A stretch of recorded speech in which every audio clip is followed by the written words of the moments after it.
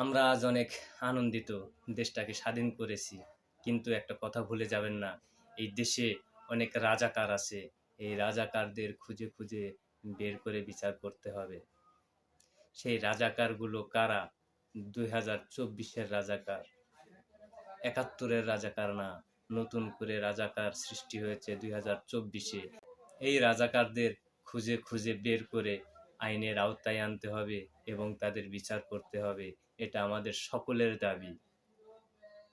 দেশটা আমাদের ছাত্র ভাইয়েরা বোনেরা স্বাধীন করেছেন রক্তের বিনিময়ে।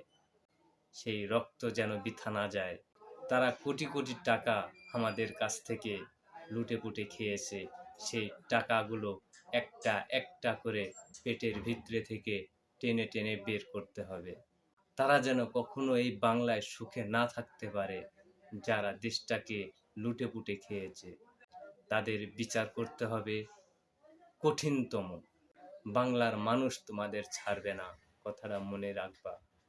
জীবনে কখনো ভাবি নাই দ্বিতীয় মুক্তিযুদ্ধ দেখব, কিন্তু আজকে দেখে গেলাম।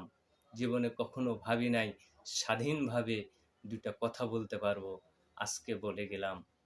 সব কিছু হয়েছে আমাদের ছাত্রছাত্রী সাধারণ জনতার মাধ্যম দিয়ে। যারা রাজনীতি করেছেন তারা কখনো এই অর্জনটা এনে দিতে পারে নাই, যেটা এনে দিছে আমাদের ছাত্রছাত্রীরা।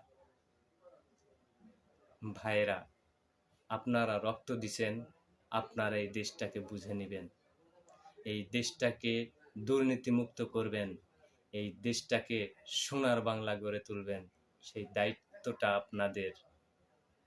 ভুলে যাবেন না আবু সাইদের রক্ত, ভুলে যাবেন না মুগ্ধের রক্ত, এরকম হাজারো ভাই বোনের রক্ত।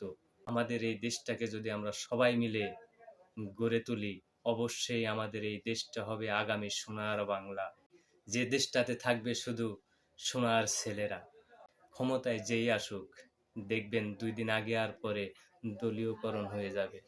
আমি যেটা বলতে চাই, ছাত্র ভাইয়েরা, আপনারা এই রাজপথ থেকে কখনোই উঠে যাবেন না। আপনাদের ভূমিকা সবসময় আমরা দেখতে চাই।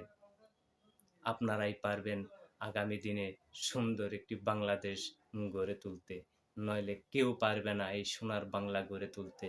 যেই আসবে সেই লুটেপুটে খাবে এই বাংলাকে।